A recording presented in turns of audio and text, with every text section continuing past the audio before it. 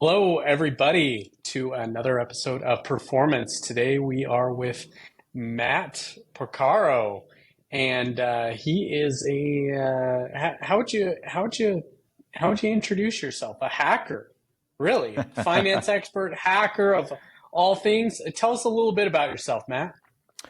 Yeah, great question. I kind of question what I describe myself all the time too. But yeah, thanks for having me on. I'm Matt Porcaro.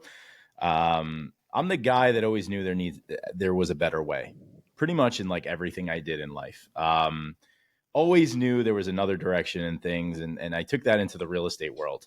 Um, Long and short of that is, I essentially leveraged my way into the real estate game with not a lot of money, not a lot of smarts, not a lot of experience in a very tough New York market, leveraging house hacking and leveraging something called the 203K loan, which is, in my opinion, real estate's best kept secret.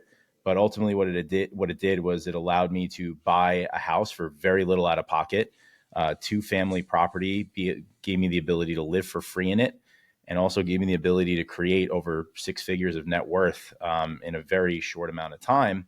And it's also ultimately what gave me my start into the real estate investing game, which I do, full time now. And, the rest is history. But hacker is a funny way to put it because, if anyone listening is familiar with the term house hacking is a creative way where you could basically like buy a house, live in it, and rent out portions of it to get your mortgage, the biggest cost of everybody's monthly take, which is their housing payment. You're able to basically either discount it considerably or eliminate it entirely. So I really do a lot with the house hacking community and everything there and in between.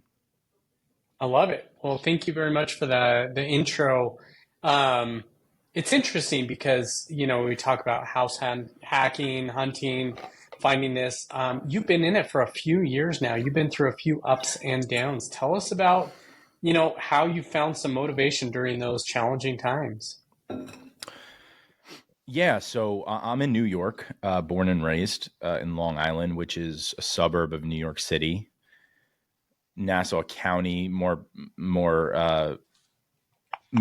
um, more specifically, and it's known as the highest cost of living county in the United States, highest property taxes, and just all things living are a lot tougher here. Yeah. We're a lot of people that live here. They live here and they work in New York City. New York City being the biggest city of the world, finance capital in the world. So someone told me a long time ago that you got to chop a lot of wood to live here.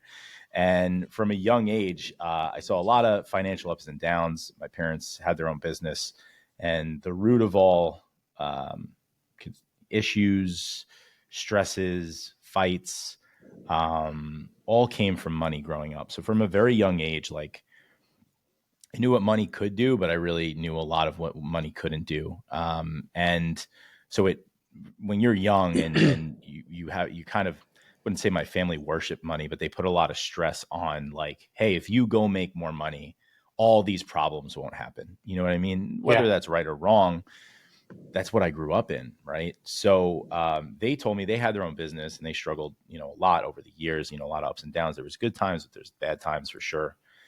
And they told me what they thought was the right thing, which was go to school and get a good job, do good in school, and work for a big company and get good benefits and Yeah.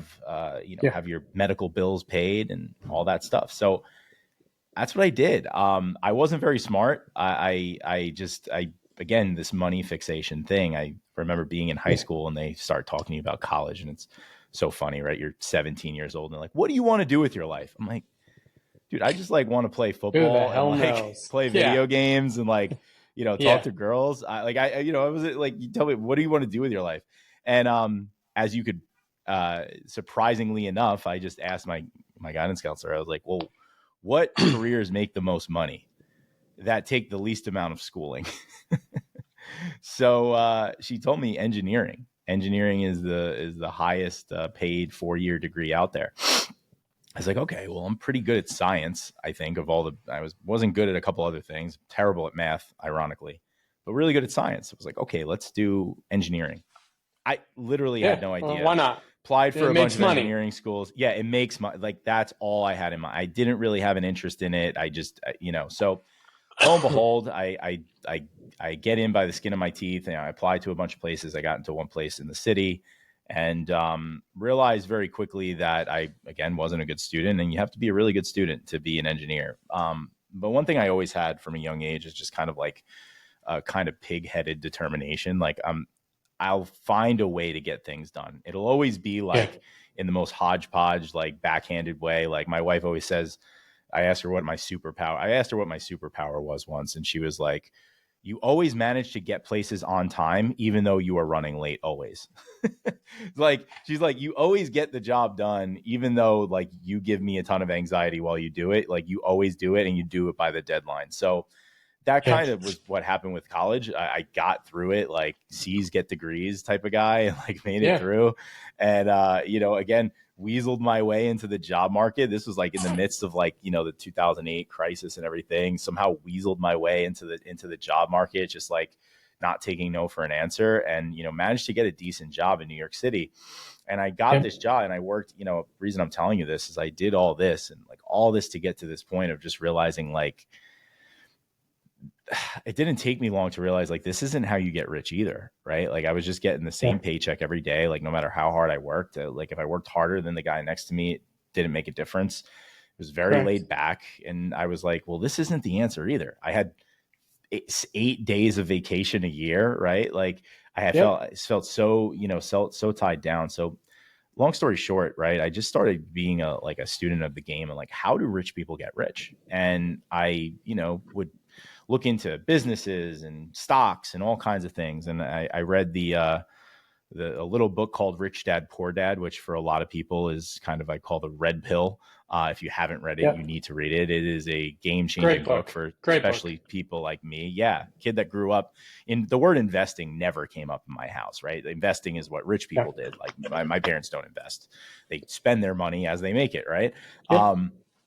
So that was like that kind of put the light bulb on in the back of my head. But then again, like being in New York, I was like, well, there's no way in hell I'm going to be able to buy a house, let alone multiple houses. And he raves about real estate in that book. But I'm like, again, that's for rich people. Like I can never do that. Yeah. But it planted the seed.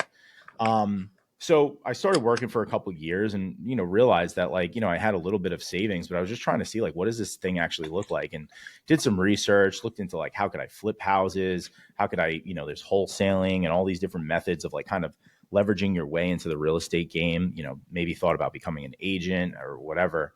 And was just striking out left and right. And, eventually I was in some organizations and groups, and there was a mentor of mine in one of them. She was a lady that had, she led the organization and had a lot of respect in the community. And I took her to the side one day and I just asked her, I was like, hey, her name was Melissa. I'm like, hey, Melissa, if you could go back in time, right, and like start over, in my position, I'm in my early 20s, like I'm here in New York, like this is a hard area. Like, how do I crack it? What do I do?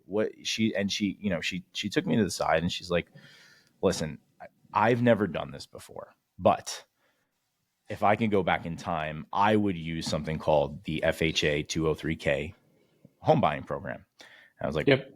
what the hell is this? Never heard of it before in Yep. my life. And she said, well, it's a federally backed mortgage. She said, you don't own a home yet, right? I said, no. So that's the caveat. It's not a Yep. first time home buyer program, but it's for owner occupants. So you have to, live in the house. But Yep. it's a federally backed program and allows you to purchase the property, purchase any property, fixer uppers, foreclosures, any condition, basically like cash, Yep. and gives you all the money to renovate it. And all you need to put down is only 3.5%. And here I thought you had to put 20% down or 30% down on a property. And I'm like, Yep. this is insane. This is amazing. How come I've never heard of this in my life? And Yeah. long story short, I went through it and kind of started to explore it, and there really wasn't much information about it. But the reality was, but it was the only thing that gave me the ability to do it. 3.5% down. Like I had that. It was like about 10 grand. I had that. I had the will. I had the cert. I knew I could afford like fixer uppers, and I ended up buying a very rundown 2-family house. I was searching for a while. Suffice to say, like, even with all that stuff, you can't really afford much in New York. I still had a decent engineering job in the city, still couldn't afford anything. So I placed tons of offers. I eventually fell on a legal 2-family fixer-upper duplex. They were about to condemn it. It was like a crack house. Like, they were selling drugs out of it. There were squatters in it. It was absolutely disgusting. No one in the world Had would touch it. But potential. Had yeah, potential. and you know what? I was lucky to have a couple people around me that saw that. And I kind of was freaking out. But again, like, it was almost just like I said, I was the guy, like, I'm the guy that if there is a way, I'm gonna take it or find it, right? And the reality was that, like, that was my only option. I couldn't afford anything nicer than that, right? So I had to Yeah. take a leap of faith. And so sure enough, I did. And I purchased it for $270,000. I wrapped all the renovation budget into it, which was about $80,000 at the time. This is a couple of years ago. So it was Yep. all into the property for $350,000. I only had to put $9,500 down, which was that It's 3.5% crazy. minus a couple of It's things. awesome. $9,500 down for a 2-family home in New York, and completely renovated it, got it all What year fixed was up. this? This was 2016 into 2017. So not too long ago, but And you renovated it. You got it. Now, were you yep. still working at the time? Yeah, yep. Full All time while gig. still working all still You working know my what? full-time nine I to think a five lot job. of people. I think a lot of people don't get. They see these overnight successes. You're an overnight success, by the way, and I definitely not, they think but they yep. think. Yeah, but that's what they see, Yeah. right, on the outside, and they see. They don't see that you were still busting your butt every single day at your 9 to 5 job and doing Yeah. this on the side and building this up. And then how long did that whole process with your first take? Yeah. So great question. So there, a lot of people don't talk about this 203K product, right? So I kind of, it was a good thing in the sense that, like, it forced me to just focus on what was in front of me and just, like, learn as I went, which is, I think, a thing that stopped me for a long time, was like the analysis paralysis thing. Like, I'm an engineer Yeah. by trade. I'm just like an analysis junkie. So Yep. because I, like, there was no research I could do on it. I kind of just had to do it and figure it out as I went. I hit every road bump you could imagine. I mean, everything that could have went wrong on this thing. Yep. But it also As taught it me a does ton. in your first one. Yeah. Yeah. But there's no amount of studying or podcasts or videos I could have watched that would have make me learn as much as I did during that process. So it took a long time to close. It took like 120 days to close on that house. And then it took about another 8 months to fully renovate it. I was actually just talking to someone earlier. We had this crazy thing happen. We were trying to get it done. And I always say, if I could do it all over again, I'd be a plumber, because plumbers just seem to do whatever the heck they want, and they can charge whatever the heck they want. And there's Yeah. nothing you could do about it. So we were midway through the renovation. The plumber was finishing up their piping, and he went rogue. Like, we couldn't find him. And the whole thing with plumbing, especially here in New York, like, when you get that permit, like, that plumber, like, warranties that work, and no other plumber is going to want to touch it, right? So couldn't Yep. find another plumber. Guy's rogue for weeks and weeks and weeks. We can't get in touch with him, calling his office, just like nothing, Yeah. and freaking out. And then we finally hear back from him. It turns out he had a heart attack. Oh, He survived it, luckily, but yuck. we were, at the end of the day, like, it sucked though, because here I am, I'm paying for a house that I couldn't live in, and Yep. and worrying about it. And long story short, he ended up finally coming back a couple weeks later, and then we had a deep freeze in New York, so he couldn't keep working Awesome. because it was like 5 degrees under zero, and like they couldn't run water to test it. So another couple weeks went by, and that delayed us like several months. But all in all, it took about 8 months, and about a year from like closing to the beginning to the end. And when all was said and done, the property was worth 130,000 over what I paid for it. So I built 130,000 in equity off of 9,500 bucks. And then most importantly, and the coolest part, was that I was able to live in one unit, rent out the other unit to tenants, and get Yep. mostly my mortgage paid for. I had to pay a couple $100 a month, but Yep. I very quickly moved out of that property, moved in with my, at the time, girlfriend, now wife.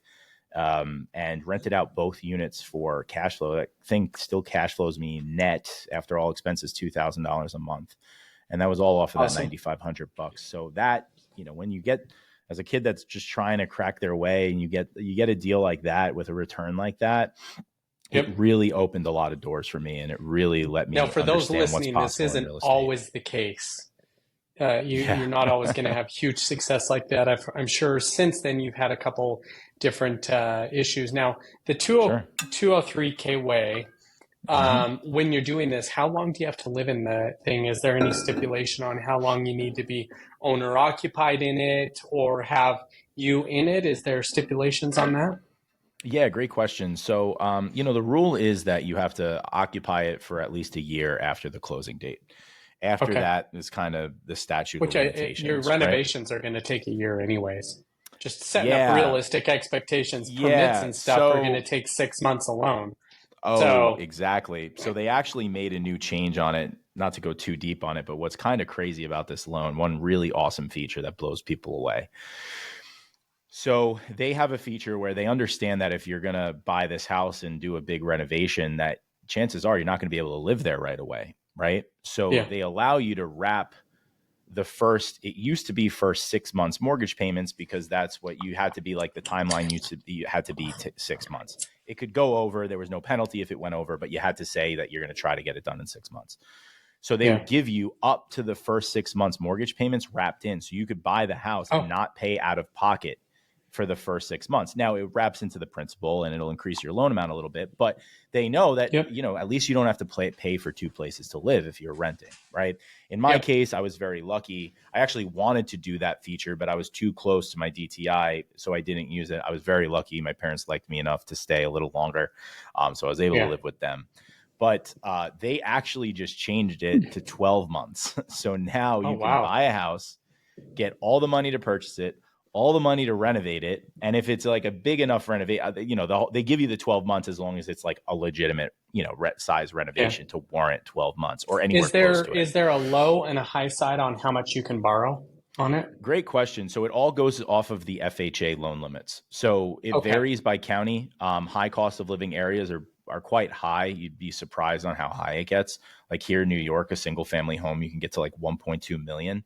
Now that's their Okay. loan limit. That's the limit of like your purchase price plus the Yeah. renovation budget needs to fit within under that 1.2 million. Now for most people, most, average 9 to 5 W-2 workers, right?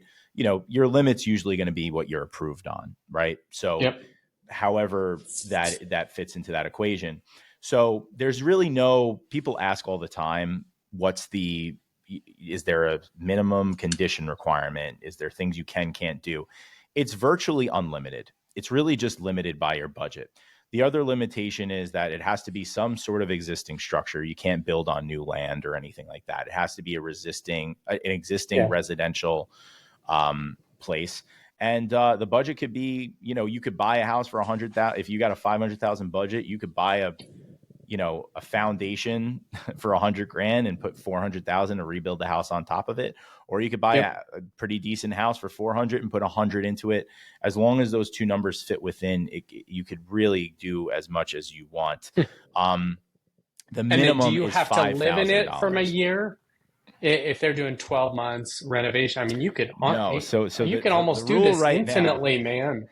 Man, this is like it's Yeah. like a glitch in the matrix, you know? Yeah. So listen, right? I always do the caveat of saying, like, this isn't a flipping loan, right? Like, there's better ways Yeah, to flip. But what it correct. does do is it gives you an absolute home run of a deal, right? To start Yeah, off with. And I've done them a couple times. I'm actually doing one on my own house right now. I'm yeah, doing a Fannie Mae home style loan, which is almost exactly the same thing as a 203K. When I say 203K, that's kind of like the colloquial term for renovation financing. It's like the Kleenex of yeah. renovation financing, but there's actually a lot of other products out there that work almost the exact same way. And I'm doing it on my own property right now. So like I practice what I preach on this, and we're towards the end of our renovation, but the whole rule is like that. It's a year from the closing date, and now, like you said, with the 12-month period, like you could get a little crazy with it. Now, listen, at the end of the day, like these mortgage companies, they want to make sure that you're doing this in earnest. I've done it a couple times over the years, but really most Yep. importantly, what it did for me was it gave me the jump start. It gave me the ability to create equity quickly because I took that equity and then used that to get into my flipping business where I was leveraging that equity, leveraging the new experience I had doing a renovation, the Yep. cash flow I had, the experience, the portfolio, and using that to go use faster financing like hard money and private money and institutional lending. Love it. Love it. Now, you started a community around this to help other entrepreneurs and other people. Tell me about that experience and, how's that been? Yeah. So, it's funny. I tried for really years. Kind of part I skipped was like I did a lot of research on the real estate thing, right? I was a student of the game, like you talk about overnight success. Like I was trying for a better part of 4 years to do anything, find anything, Yeah. and I just came up short like crazy. And did a lot of studying, a lot of research, podcasts, the books, the courses, you name it, I Yeah. tried it. And again, this one person, Melissa, was the only person that told me about this. I had never heard of it previously, never even came up in any conversations I had with anybody. And I remember going through my crazy renovation and being done and getting that final inspection, getting the certificate of occupancy from the town and like them handing me the inspection and they walk out.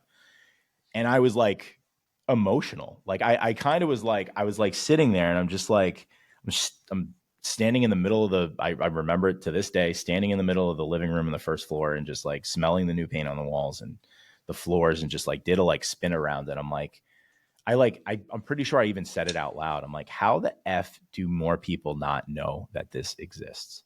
Like, it just drove me nuts that I was trying so hard and like Yeah. no one ever mentioned this to me. Right. And this answered so many things. Now, again, it's not for everyone, right? Like it is owner Yeah. occupant. Like you have Yeah. to be, use this, but there's a lot of people like me. And I like figured that out. Like there's a lot of people that don't own a house yet, but are interested in real estate and investing and like making good financial You decisions. gotta And you like, gotta also make sure you're in it for the long run and you're getting a good deal on the house because if you're not getting a good deal, you're underwater. yeah, and that's a whole thing too. Like I cater to the people that have that investor mindset, but like more than ever, we're finding, especially with the high cost of everything right now, the high interest rates. So funny, at the time of this podcast, right? They cut rates, Fed cut rates, a Yeah. couple weeks ago, and the mortgage rates just keep going up. So it's like nobody's going to come to save you. You know what I mean? So like Yeah. you have to look outside the box. And so that community thing, it all kind of happened when like I just from when I first did this, I was like, I almost felt an immediate calling, like I just need more people to know about this. Like I don't know why. Like I would love to be a proponent of this, and I didn't think. Obviously, I worked a 9 to 5 job in the city. I was commuting a lot. Like I just knew that and like kind of got into flipping while having the 9 to 5 job and all this stuff. And kind of always in the back of my head, I was answering on different forums and things online. Like when people would ask about it, because it would come up, I would be the one that responds to people. And people were Yeah. always so thankful. I had friends that would ask me about it. I helped a couple friends do kind of a similar thing here in Long Yeah. Island. I had cousins ask me, and then like lo and behold, like a couple of years go by and then I'm sitting with my wife one day and like I was at a point where like I was answering the same questions a lot on like these online forums and stuff. And I'm just like, I turned to my wife and I'm like, hey, do you think if like I created something where I just answered questions on the 203K that people would be interested in it? And she was like, no, but do it anyway. And I was like, Yeah. Who okay, cares? You'll that's all I learn needed more. to hear. Yeah. She's like, but my wife's always supportive in that regard. She's like, just do it. Like, just freaking do it. So I did. I created an Instagram account. I say like, I'm not creative. I don't have a creative bone in my body. We're learning that as we finish our renovation on our forever home. Like me and my wife collectively have no design. We're flippers. I'm engineers. Like I'm good at building and structure and stuff like that. I'm terrible at design. But the 203K way came in my mind, and it was like the 203K was the way that I got into real estate. It was the way that I was able to beat the high prices in New York. It was the way that I was able to beat the competition and get something for a discount, right? So I started that account and I just started posting every day, just little tips and tricks on like how to use this thing, letting more people know it exists, telling people how it works. And to my surprise, like and kind of uh, opposite of what my wife thought, like people actually really started being very interested in it. It grew quicker than I ever imagined, and it continued to grow. And before I knew it, I created there was a lot of people that were like, "Hey, can you help me more?" I created a Facebook community, and then people started asking me to like personally help them one on one and coach them through it, and like it just organically became this whole new movement in a sense, because I am like the 203k guy. People call me that. It's like a weird thing to say, but Yeah. I'm like, nobody It's not talks something about you it. normally hear. It's not something you No, normally hear. because most people don't even know what the hell it is. So it's like a kind of an interesting thing, but it's been really rewarding. And it was an organic thing of like just knowing that there's more people out there, first time home buyers, people interested in making a good financial decision. Like you said, like, you have Yeah. a lot of people out there too that are like looking to buy a house, and they're just like what they're being told by their real estate agents and like their lenders and like people around them, like you just have to pay over asking and like blow your life savings and pull all your money out of your 401k and like just max out. Like housing is great, but like, yeah, it's great, but like not if you're completely financially suffocating yourself, right? So like you're Correct. getting a lot of people now too that are just like, they're maybe not interested in investing, but they're like being told their whole life that like this is the way to go. And like it doesn't seem right. It doesn't seem like it seems like the odds are stacked against us right now. So it's been awesome and rewarding to help other people do it and just be another avenue. Like a lot of people Yeah. that tend to come to me and find me, they've almost like kind of like me, like hit roadblocks in so many other ways, but they're so determined, and they find Yeah. this and they're like, how the hell did I not know about this? I'm like, I know, it's crazy. No one talks about it. For sure. For sure. Okay, question. I'm just going to spitfire a couple because we only have a couple minutes left. Yeah, sure. Do you still have your full-time job? No, I finally left it in the When did beginning you of the leave year. that? So I left it in the beginning of 2024. I was funny. Okay. I was flipping full time, and Yep. I was kind of getting back into that, and I pulled away from the W-2 for a little while, and then I got Yeah. a call from Disney, that they were looking for a corporate real estate electrical engineer, and I applied for it thinking I would never get it, and I got it, and it was a very cushy, easy job. And Yeah. it was a great and rewarding job. And it's funny because it was the hardest job to ever quit, but it was just holding me back. And so, I mean, all the seeds I planted why got me to I this bring point. that up though is like during my thing, my entrepreneurial journey, Mm-hmm. um, I started doing side gigs. I started doing this, doing that, working my tail off. So, very similar. I was also in the real estate. I read actually Rich Dad Poor Dad. I read it on a Saturday and Sunday. Went and played cash flow on Monday, and I bought my first place on Wednesday using exactly that. And Oh, I I love it. owned that place up until like 5 years ago.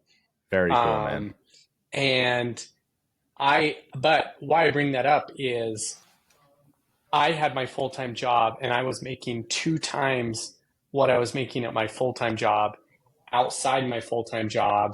Mm-hmm. And I was doing that for, I mean, this is years and years and years and years. And people don't understand this startup budget. It was my startup budget. It was not just my cushion, my this, but if you're willing to hustle, if you're willing to do some of your side hustles, will turn into main hustles, but it doesn't mean that you need to quit your thing. You could still have those going on. So, it gave you an extra, couple bucks to put towards more and more and more and set you up for even greater success.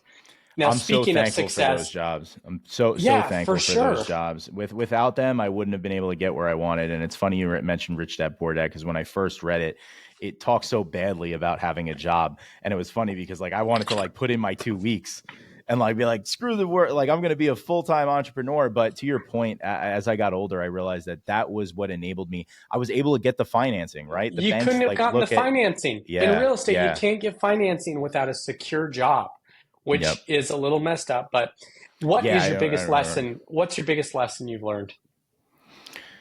I say all the time, the obstacle is the way. And the thing that's staring you in the face with anything, with family, relationships, business, fitness, health. Like the thing that's looking at you straight up, the biggest problem that you're dealing with is the thing that you need to face head on.